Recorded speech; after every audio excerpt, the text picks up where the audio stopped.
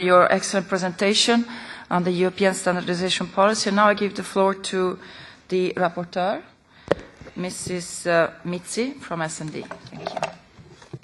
Thank you very much. And I would like to thank the Commission for the very detailed and interesting presentation.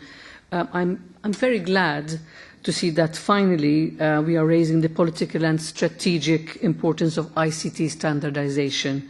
It is really a very crucial element of the digital single market.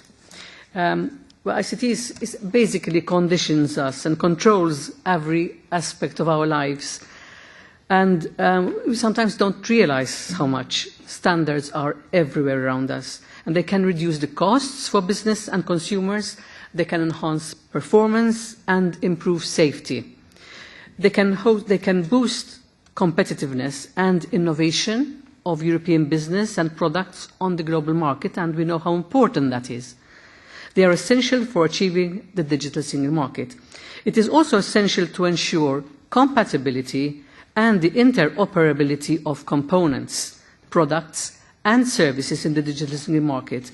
And the only way to do this is through common EU technical standards for innovation, competitiveness and progress.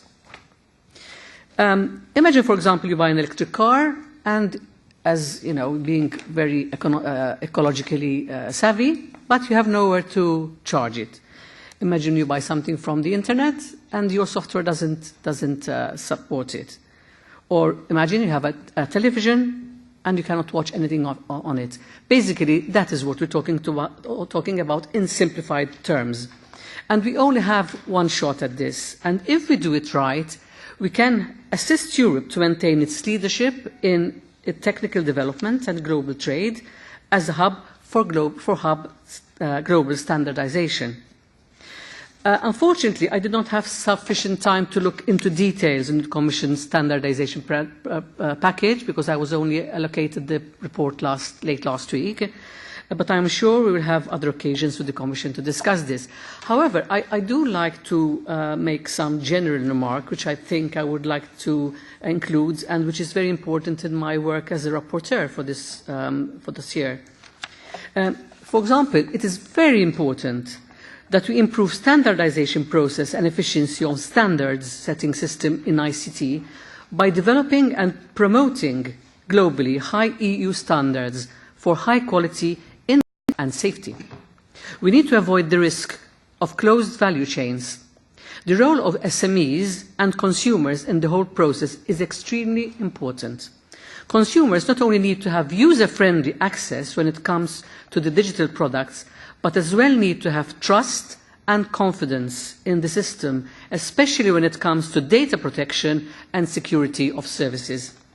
European standards need to be quickly available to assure interoperability between ICT services and applications, serving industry and public needs.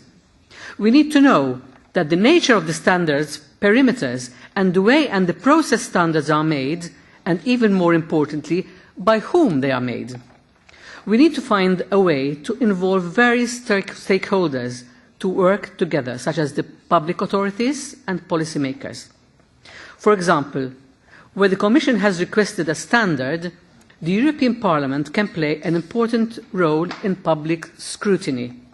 We need to clarify the role of policymakers in the whole process, as well as the role of the European standardisation organisations and how they can improve the work of the Commission and of the European Parliament and ECOs and national standards bodies.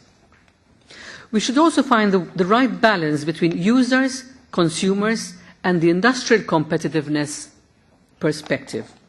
The European standardisation system must become as inclusive as possible to involve the wide range of participants representing businesses of all sizes, but particularly SMEs, consumers, and other societal stakeholders such as trade unions, environmental NGOs, representatives of elderly and disabled people. I also welcome the joint initiative for standardisation, but how can we make the whole process more transparent so that we do not have unnecessary standards being pursued or requirements inconsistent with already established related standards. We need to improve the whole system and look into recommendations regarding inclusiveness and support for the competitiveness of European business. Last but not least, we need more transparent and accessible appeals mechanism that would build trust and improve standard-setting processes. So I'm looking forward to work with the Commission and with the shadows on this, so we will be able to produce a report which is beneficial to our citizens in the ICT department. Thank you. Thank you to the